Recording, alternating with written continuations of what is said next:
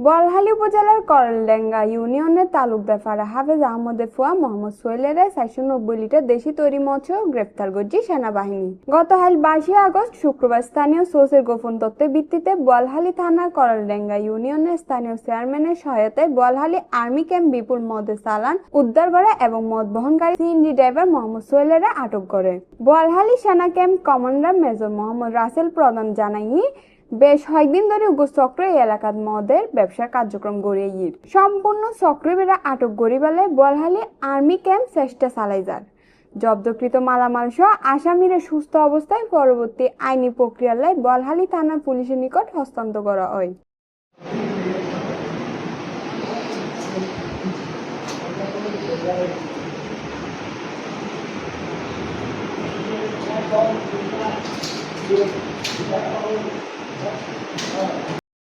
বোয়ালখালী প্রতিনিধি রাজীব দরে ফাটেনের report, CNTV news, Chittagong.